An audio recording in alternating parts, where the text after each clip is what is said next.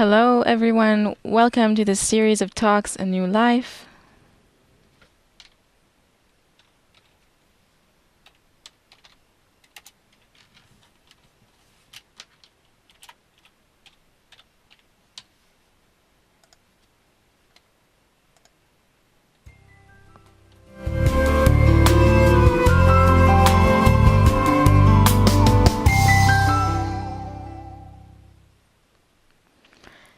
Hello, everyone. Thank you for joining us to this series of talks, A New Life with the Rav Laitman. Hello, Rav Laitman. Hello. Hello, Nitza Mazuz. Hello. And you're joining us here to these series of talks where we are trying to understand and learn from the Rav Laitman. What is this new life that we can create here and now between us here and in the state of Israel from all of these crises that we're experiencing and that are getting worse and worse every day? How can we create a new future that is full of hope and walk towards something better? So, Rav Laitman, we've been receiving, after these talks that we've been having, a lot of responses and questions. And as you can see, I have all these pages here with all these responses from people that are really very curious about these things that you've been saying. And the subject that is maybe the root of our talk today and the direction that is most attractive to continue with is a sort of demand that you will explain and guide us as citizens here of Israel to a place of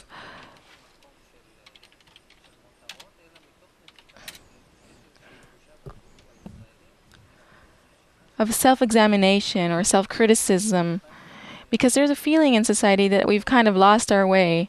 We came here over 60 years ago and we began to build a society here, and on the way we created all these processes. We went through all these processes and we see that we're not happy with what's happening.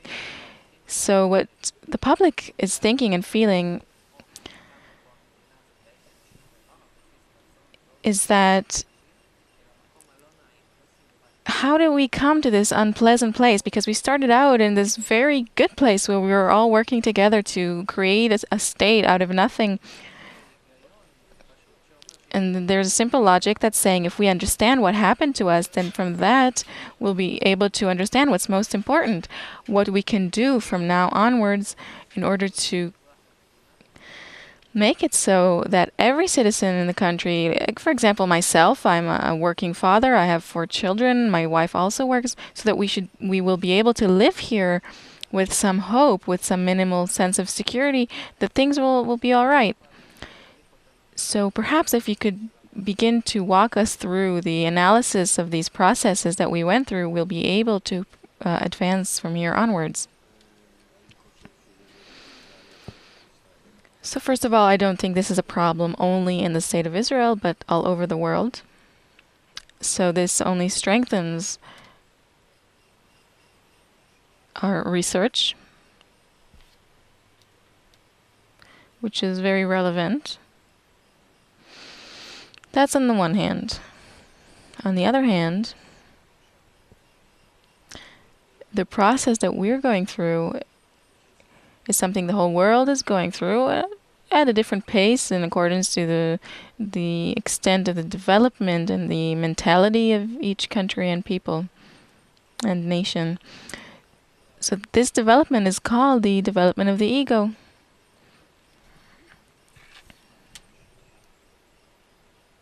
I remember that about 35 years ago, around the time of the War of Kippurim,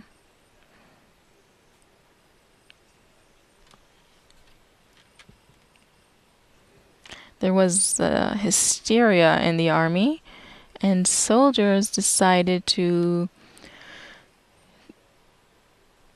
lock their personal suitcases, their bags. Even when you put your stuff on the tanks, you would close it with your personal lock. It was so... I was then in the Air Force. I worked with electronics.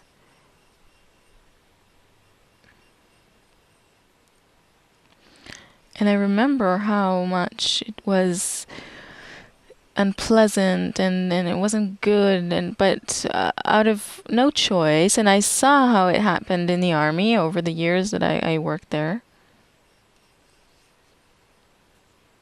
I saw that, yeah, there was an acceptance of this. It was already okay and became a habit. And it's the same with each and everything. We can't oppose or resist it.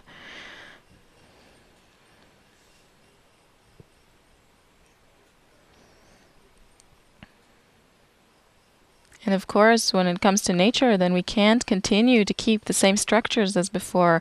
Also, in the family, with inside my relationship with my spouse, there are all these nostalgic songs about the old Tel Aviv and how everything used to be good and everything used to be successful.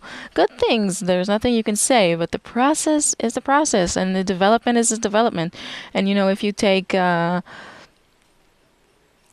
we see that even in Egypt and Greeks and in Rome, even in Babylon, they found such writings that where people are complaining that the new generation is not as good as the old generation, and the kids don't want to listen to their parents. Even 3,000 and 4,000 years ago, that would happen. So it's a process that we're going through. We can't stop it. We just need to understand whether what we're doing is in accordance to nature. Does it advance our development or not? Whether it's not opposed to our natural development, or maybe we're creating a kind of stop here that's artificial and not allowing ourselves and our children to grow. For example, by closing our children off in a kibbutz and not letting them out, not letting them escape, which happened in a few places. And when we examine this, we understand that especially the development that we're going through now is an opposite development, because we have finished this sort of egoistic development. We reached a final collapse of it. And now we need to enter this cooperation, this connection, this relationship. And it's not necessarily in order to survive, like nature is compelling us to do, but because all the forms that are being revealed right now, all the forms that are being revealed in human society are a distortion of the egoistic, even the egoistic development, because people are beginning to eat each other up, and the competition is not constructive. It's destructive.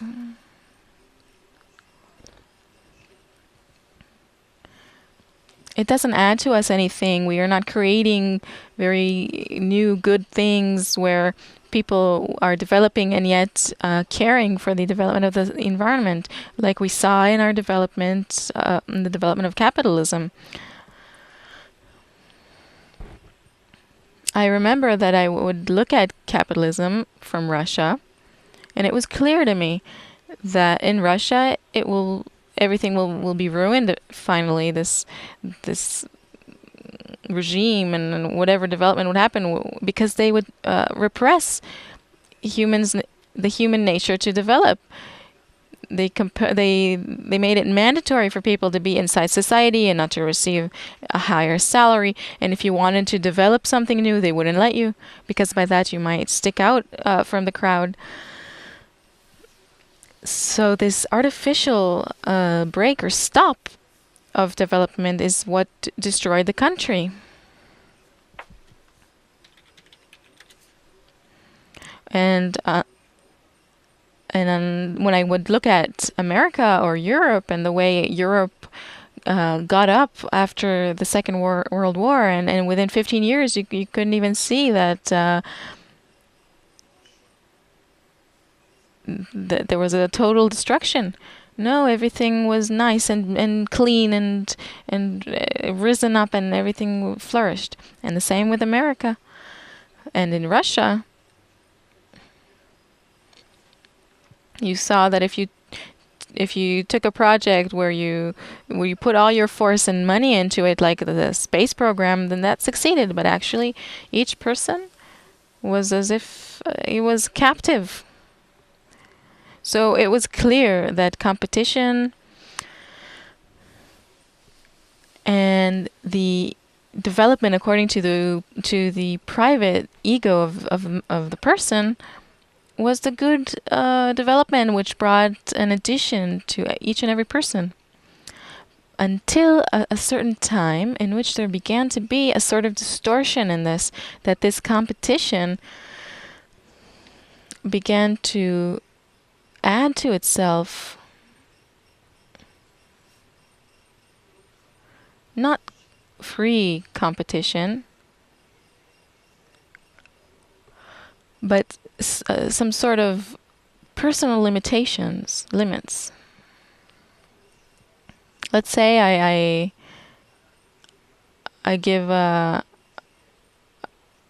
create a sort of club with all kinds of norms, and we do something against another club, let's say in trade or industry. So we're beginning to play with it. The Americans left the gold,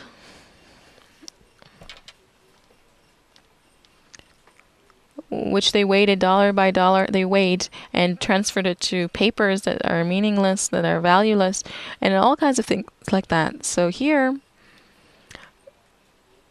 we felt that the ego, when it grows, it gives a good result as long as it's for the sake of the development. But if it's not for the sake of the development, but only for private gain that comes at any price, after a kind of from a certain point onwards, then it begins to create bubbles that have no actual development in them. Well, there are all these researches about what happened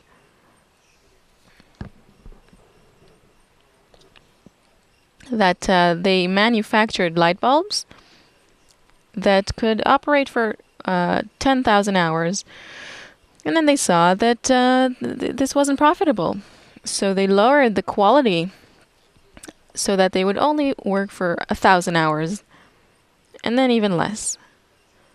So then you're not progressing. Your ego isn't progressing the industry and trade and a person's life in each place. In medicine, they would manufacture medicines that were good, and people would enjoy this medication and all kinds of tools. And suddenly they began to manufacture medicines that were not needed, and to sell them only so that people would buy them everywhere. So in each and everything that we attained before, using competition, using our ego, and we reached good accomplishments, suddenly it disappeared. Because suddenly the competition was not clean. It wasn't for the sake of the citizen or the country or the world at the end of the day. It was for the sake of private gain at any price, and that's it. And if there's somebody in front of me, aside from me, I kill him in some way, physically or otherwise, so that I'll be on my own. And if I can do it lawfully, then I manufacture whatever I feel like, and I sell it because there's no other choice, and people will buy it.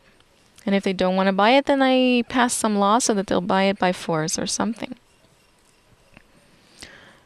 So then we saw that starting around the 60s of the previous century in America and in Europe, it happened a bit later because the war had its effect, and there was a bigger market, and also the countries are different in Europe.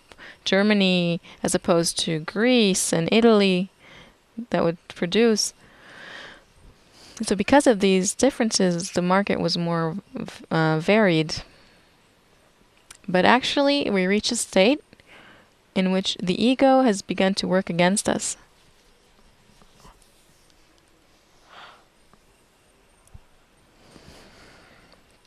And the positive competition for the sake of the citizen and the country stopped.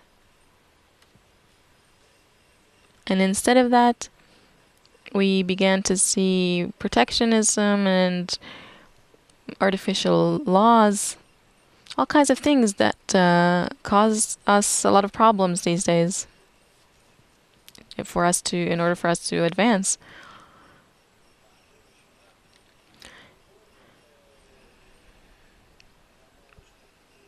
And our ego in all kinds, on all levels and fields, in the parts of society and industry and in education and in everything, it began to work in a distorted way. It went through a kind of, I'd say, distortion or mutation, a spoiling, a corruption. So because instead of working towards the being powerful and to advance, we began to use it for artificial purposes, to succeed at any price. And that's it. So for a few dozens of years, that's what's been happening. So I know that 30 or 35 years ago, when I was a young scientist, let's say 40 years, that's more accurate, towards age 30,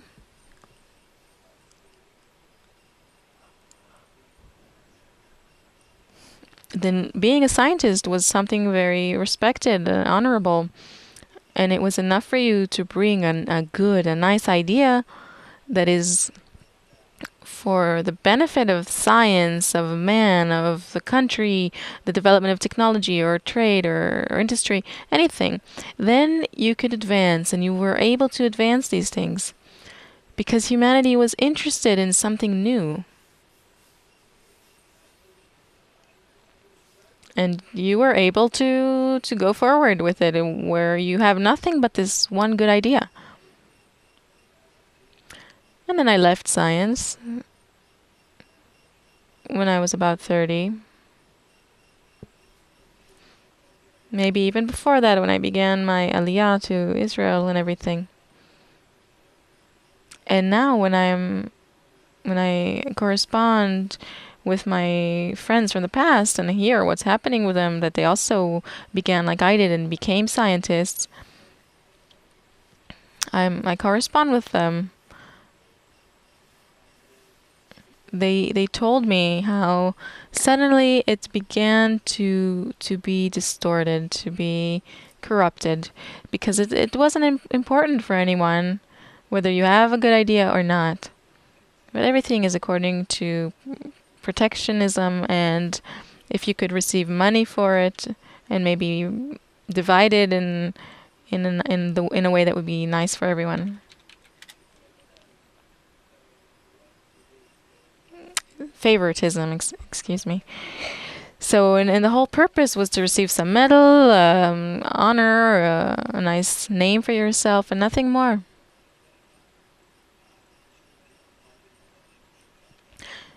So they took out from the human ego the things that would advance it in honor, in knowledge, with man's desire to control nature. And it doesn't exist anymore. Every occupation of man it doesn't have the healthy human ego in it anymore, the kind that advances you, that advances the environment, that can better the environment and benefit it. They began to ruin nature, for example, and nobody cares what happens. This just didn't happen before. They used to care for the environment. Man has become so narrow-minded that it's like you can't control it anymore. You can't approach a person these days and talk to him about doing things for the sake of everyone, for the greater good. Like you see that is happening. Do we have the strength to handle the ecological crisis? No, except for journalists that write everywhere about what's happening. Well, let them write, it's their job. But that's it. Actually, nobody cares.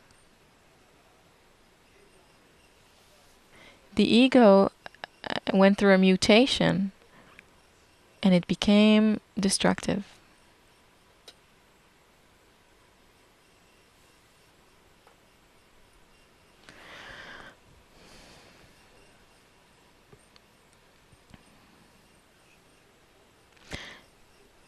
And now, as we are talking about the correct use of the human ego, we need to bring to it the acknowledgement of evil.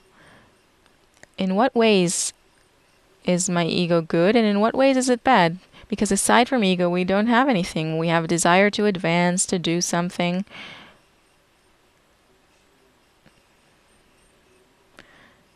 To enjoy to the maximum and make a minimum effort. This is true for each and every cell, each plant, each animal. They always think this way. If you look at a cat or a wolf or some plant or anything, it's always how to optimally waste as least energy as possible and gain as much as possible. This is the law of life in each measure of time and in each and everything. Also in the inanimate, in the still life, it always finds the state and conditions of life in which it can hold itself together in the safest way. And so therefore, if we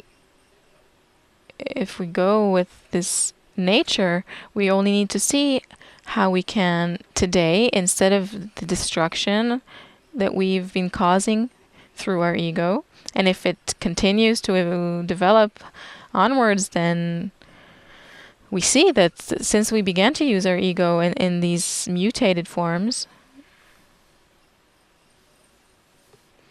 distorted forms,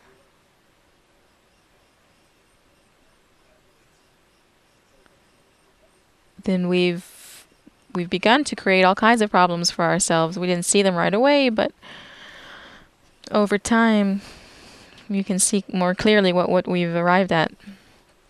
So how can we somehow go back or see which is the correct use of our desire, of our human desire to fulfill itself, to advance, to flourish, and prosper?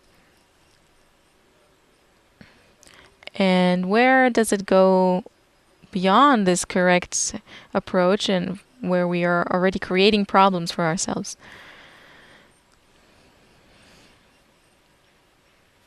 So if we make this calculation, this examination, criticism, if we study it, we see that if a person uses his ego in a personal way, in a private way, it very quickly brings him to the decision that he wants to feel good at the expense of others at any price. And this is where we need to put the emphasis.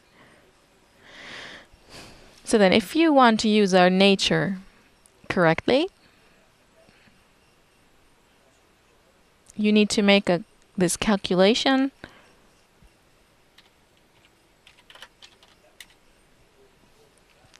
where the benefit of the private person and the benefit of society will always be tied together.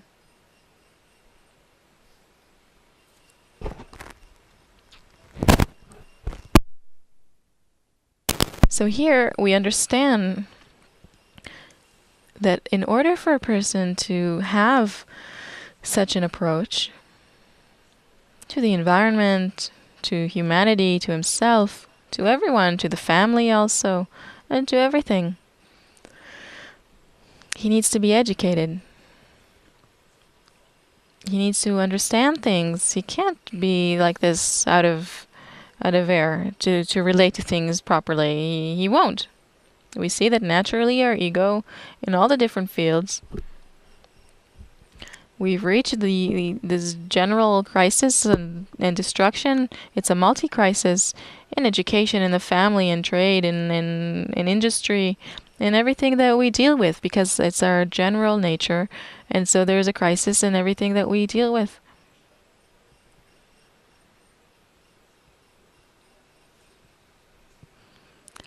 So if we want to use human nature in the correct way, we need to catch this point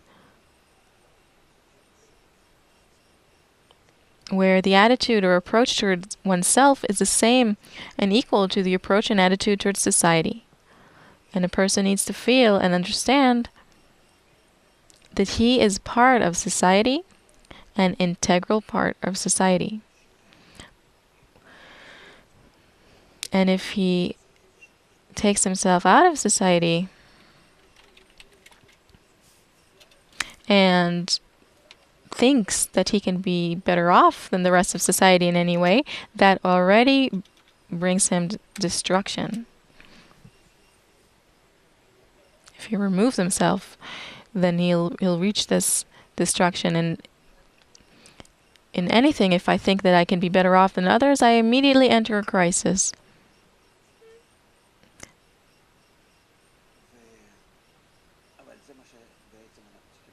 But this is actually what we need to do, because all of this surplus of ego that we have, as opposed to the still life, the vegetative level, and the animals, we use it at the expense of others, and we harm others by it. And we need to use it for the good of others and for the good of society. Even nature, all the other levels, the still and vegetative and animal levels, we need to see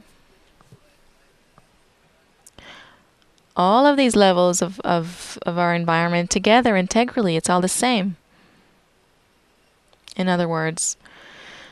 And then if I care for everyone equally, because I understand that in such a system where everything is tied together and interdependent, it's not possible for one part to be better off than the other in order for the entire system to be in balance.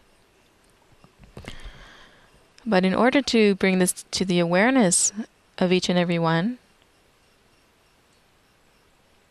I need this education and a very powerful system of education. I need public opinion. I need laws and regulations that are clear, where we put such barriers to the egoistic development that is destructive and distorted.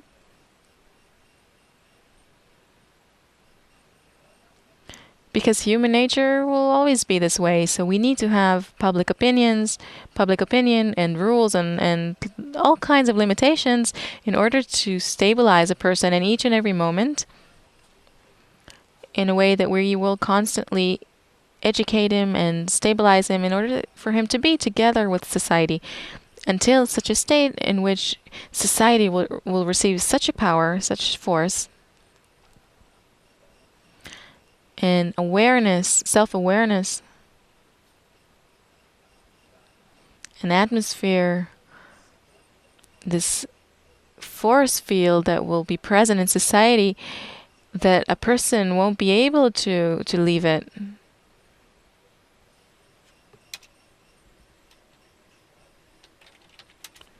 We learn this in that part of our study that's called the free choice, that a person is a result of his environment. And if we create such a good environment, and over a few years it will stabilize itself in such a way, and it will influence all of its members in a large field, or even in the entire world, then gradually both society and those that were educated inside it will receive these limitations in a natural way, where they think only for the good of the greater good. And of course, I am part of this public, so then I will have what everyone has. And before we build such limitations in society, so that it will be clear for each and every person how and to what extent it's desirable for him to use his ego and how much it isn't in each thing and place and in every occupation that he has. I don't think that we can exit this crisis because it stems from the overuse of man's ego.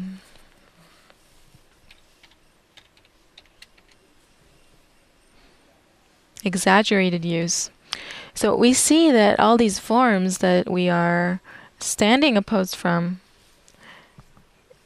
the form of nature that we are completely destroying it,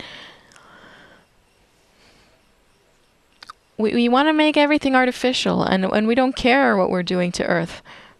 We think that this whole system will, the most important thing is my own benefit, and I don't care what will happen in a generation from now. Look at how our ego doesn't allow us to balance our lives in the right way. What am I preparing for my children, for my grandchildren? There's nothing I can do.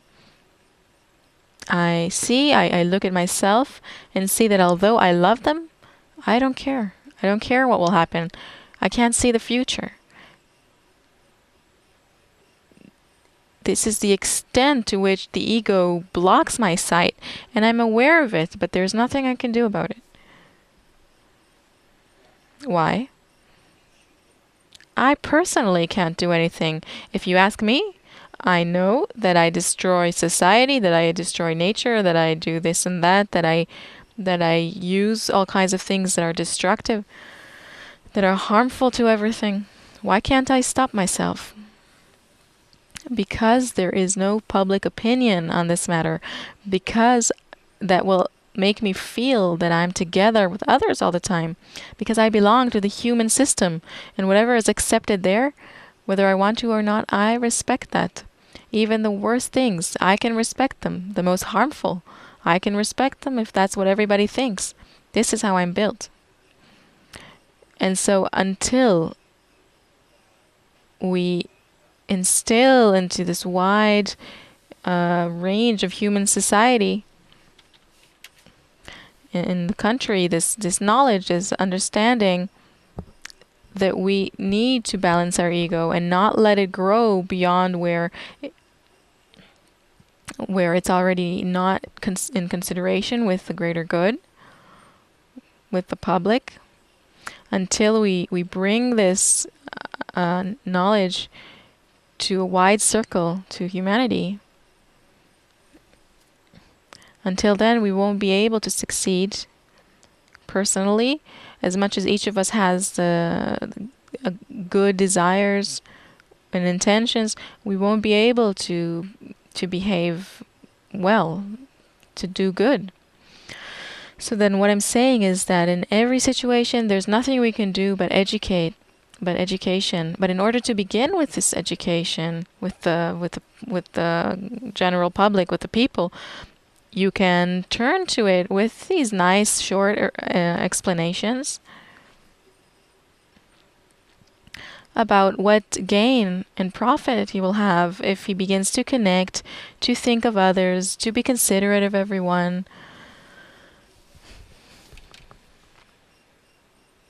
and see himself as not detached from the general public.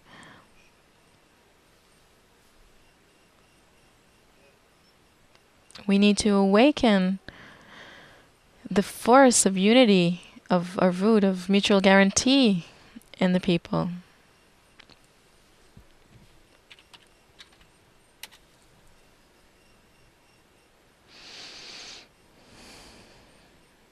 I'm finished for now. How did this process that you described here of the development of human nature in the past dozens of years, you spoke of starting with the 60s, how do you see it happening here in the Israeli society?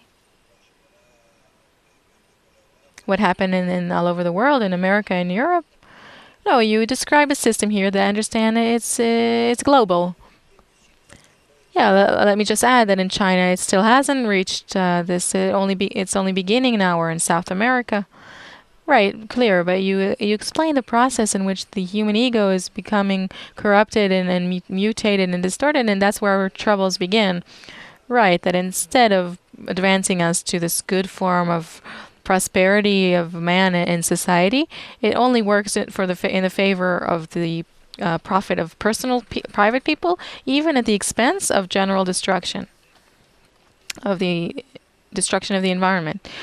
Right. So if you look at this process happening in Israel that was established about 60 years ago, what kind of process did the society go through? Because when they established the state, there was an event of unity, of connection. Because here you say that we need to awaken this force of arvud, of mutual guarantee. I think we had this in us from before because we were a developed people, and all these people that came from exile to Israel were all very capable of building everything that we built here. And this bad competition, it existed in Israel from the establishment of the country and even before. What do you think? All these companies like Eged and Tnuva, these big capitalistic organizations, they were this way from the start. Not to give others, to establish themselves and to compete with them and so on. We are a developed people with a developed ego. And so here it didn't happen like in the rest of the world, not in pace and not at the same time.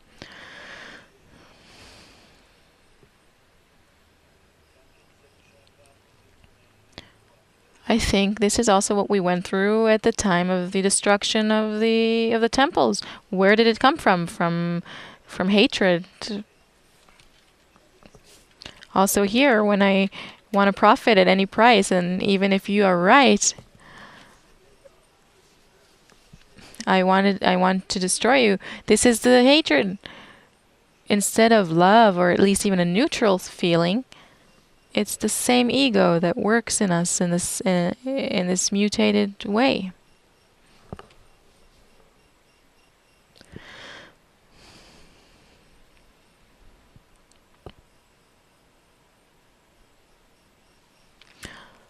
Okay, so we're a society in which these processes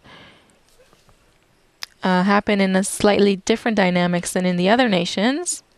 It's faster, it's more prominent. So if we leave that for a moment, because our purpose today is to understand where we're standing now, where we are today, the Israeli society, what are the reasons for this bad situation in which we find ourselves, and from there, how can we go forward?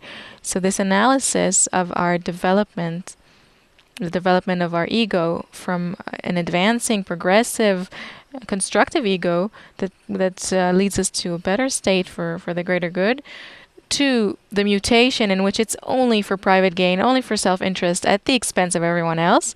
So where on this scale of development can you analyze our current state today of Israeli society, and where are we going?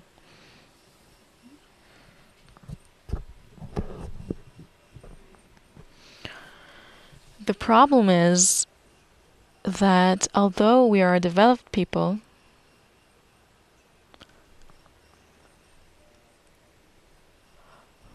we have a very special society. On the one hand, we are a people that at its foundation is not divided into parts. Each one feels that he's equal to the others. Each and every person can walk up to the prime minister to give him a nice pat on the back and compliment him and talk to him in this fashion. And this is something that can't happen anywhere else, where they have a kind of fear or subordination, a feeling of status and hierarchy of all kinds.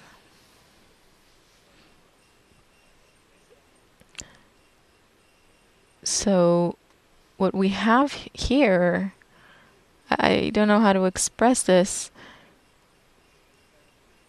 There are a number of things here together that are creating in us and in our nation the ability to reach the acknowledgement of evil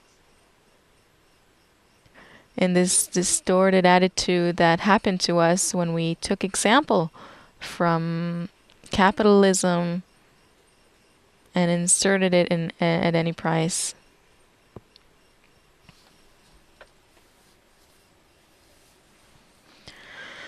So of course we couldn't do this before because we were undergoing and we saw this nice result from the capitalistic development where each and every person who invested in this with using his ego he brought himself to profits and also to the flourishing of the entire country.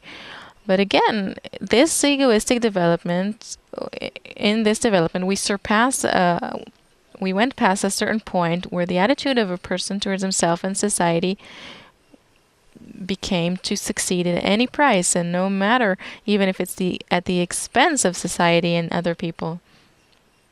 And that became the tone. And we continued until now. We see it very clearly in our members of parliament. We see it everywhere that we manufacture things. I don't care if it's good or bad. And in short, we only think of private gain. We think that this is the beneficial capitalistic form that can bring us gain.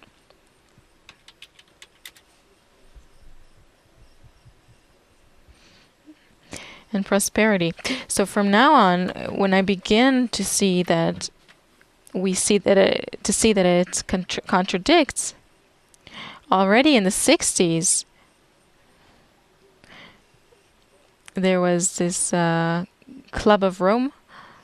This is what it was called.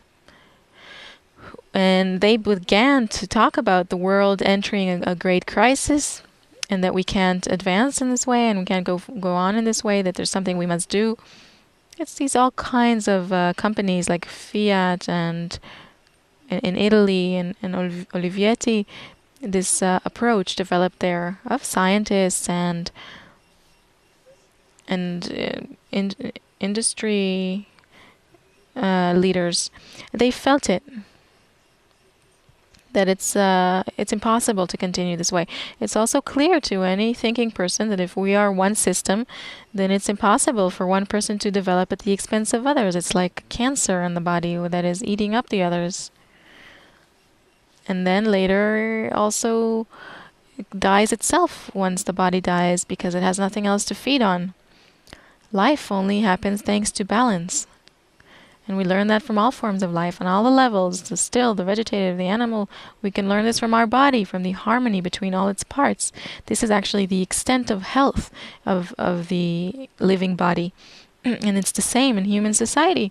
The harmony between all its parts, it needs to give us the measurement of the strength and power of society.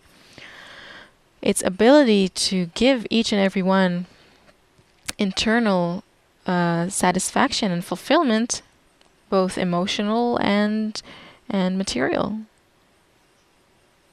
It all depends on the extent to which society takes care and has concern for each and every person, and also generally the approach here needs to be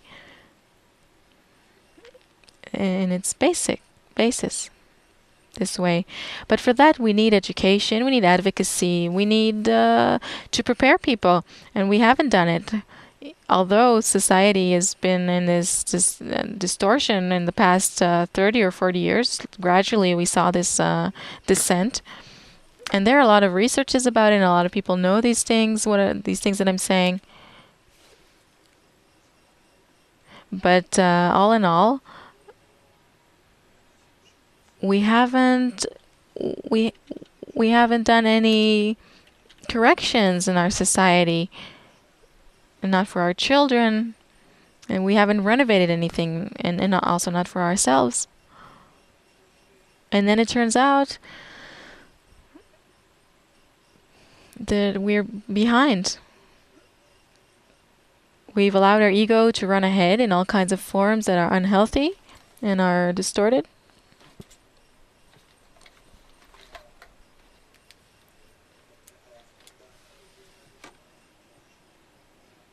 And we didn't make any corrections on the way, not for ourselves, and not for the new generation. So we're now in a state where we don't know what to do with the crisis. And what is this crisis? It's that same distorted approach that reached such states that, like cancer, that eats its environment and then dies itself together with its environment that it kills. We reach such a state. And today it's as if there is no way back. We can't see forward or backwards, and we don't know what to do. And all of humanity is in such a state right now. And it's clear to each thinking person that we are in a state that endangers the existence of the human race. Either through wars, atomic wars, or the ecological problems, or hunger, or famine, and who knows what kind of illnesses and plagues could happen. We're so weak now that we don't know how to deal with anything.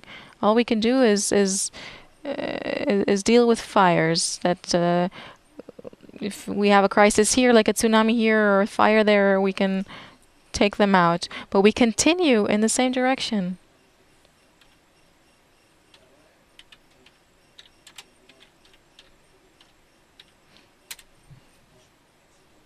You see how countries now, states, are trying to cause other countries to enter all kinds of problems and clashes, like in Libya and Egypt and in Syria and so on.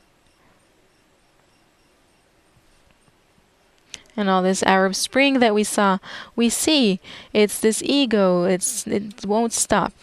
It's not stopping to operate, to work in this destructive way.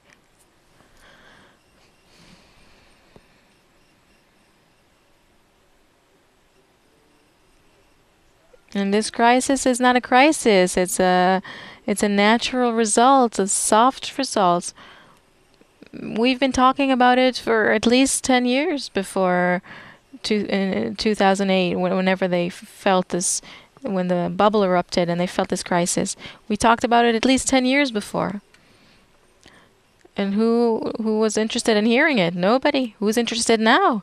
Even now, after all these blows, people are standing before such a collapse that they don't know what to do. They're still unable to hear. Why? Because this bribe is blocking their eyes. The ego that is inside them in their nature in such a way that's already exaggerated, it doesn't allow them to hear that we have to move to this new track, these new tracks where the good of society and the good of the private person is one and the same. Otherwise, we're creating this cancer inside our body. The individual eats up the general public, society.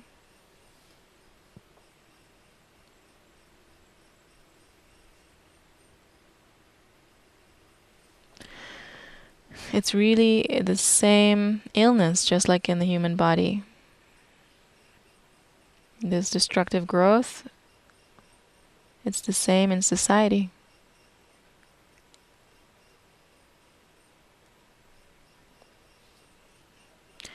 Therefore, what's left for us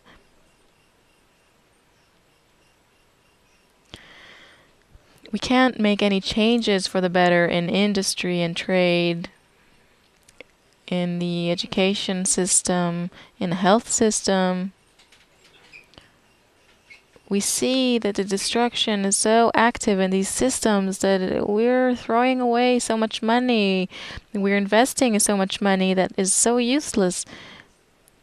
Schools have become something, I don't even want to use the words. I don't want to use vulgar words.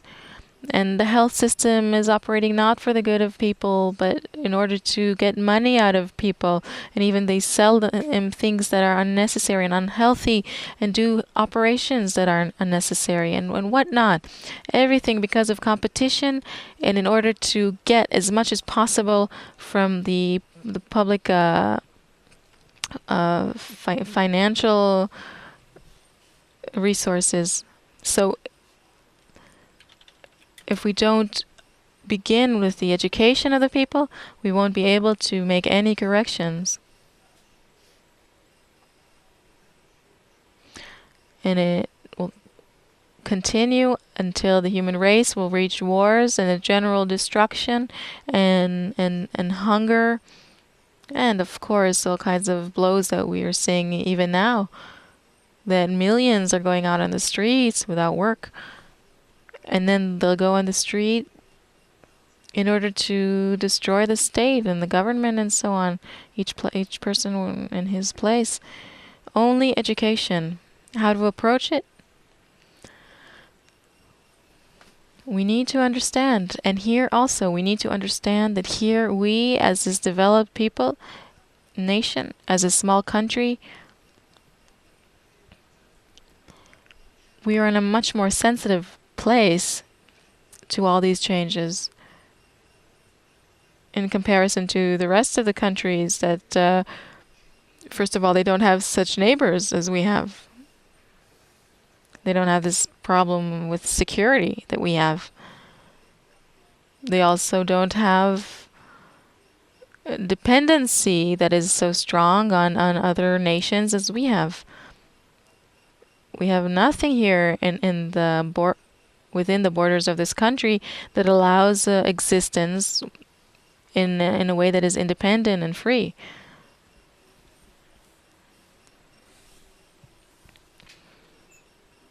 And so we're very, very dependent on others.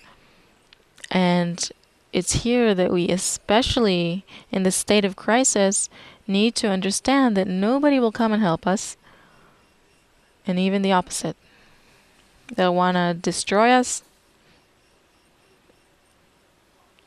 in accordance to the nature of each and every nation towards the people of Israel.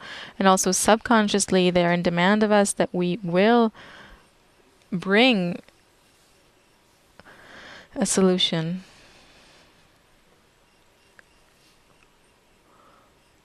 A solution for this situation. Otherwise, they will blame us as usual in everything. From the smallest things that you see how our neighbors accuse us, they killed them, and it's clear to everyone that the Israeli did it. It's not on purpose. It's it's in human nature. It exists in their nature. It's not that they have the power to plan it and this sophistication. It's natural that they feel this naturally, that it's truly this way. If you ask him, he'll look at you in the eyes like a baby and tell you, yes, of course, that's the way it is. And you'll tell him 1,001 excuses. How is this possible? And where was I? And where was he? And I don't want these things, but you can't convince them. It's in their soul. It's in their natural knowingness, their inner knowingness in each and every person of the nations of the world, that Israel is to blame for each and every bad thing in the world.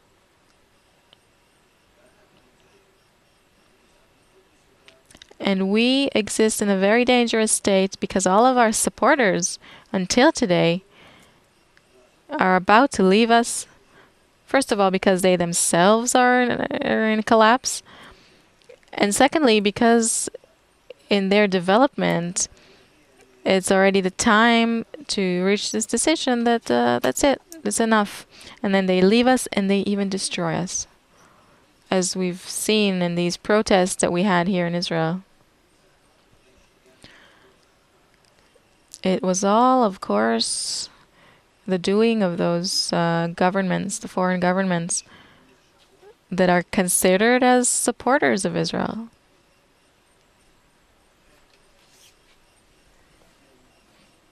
And therefore, we need to understand that we mustn't wait for anyone, but we need to bring the method of correction that is, first of all, the method of integral education to the Israeli nation.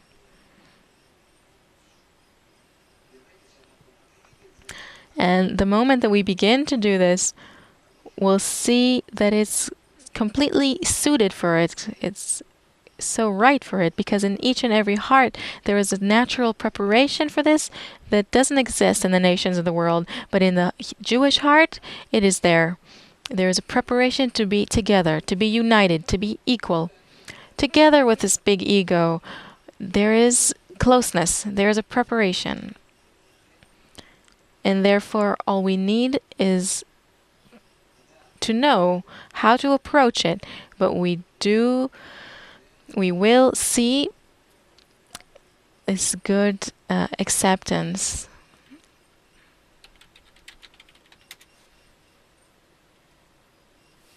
A good welcome of this.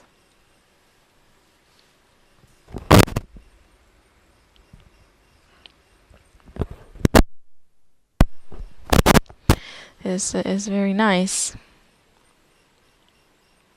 Nitsa, say something. Our talk is almost up. Well, actually, the explanation that you gave, it was fascinating. It was explained, and it's so simple and easy to understand what happened to us and how we reached the point in which we were actually in this state of illness. Maybe we can get from our friends who are economists a few points of where it was that humanity started going from healthy competition to distorted competition. I can't actually say that I have this lack of language here. Where was the point where the ego stopped developing, and where the distortion began, the corruption? Yes, in each country and society, it happened differently.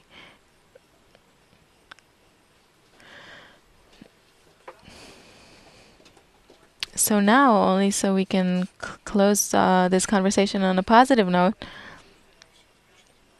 we know that also, even after a person begins to understand that he's ill, it's already a good stage, because he understands that he needs to begin to heal himself. Before that, he wasn't even aware he needed to go through a process of healing. Therefore, we need to bring the doctor. The doctor who heals the brokenhearted, as is written. So on this optimistic note, we have to finish our talk because our time is up. Thank you, Rav Laitman. Thank you, Nitsa. Thank you, our viewers, for being with us. Come in our next show, and we'll begin to deal with medicine and heal human society and bring a new life. Until then, all the best and goodbye.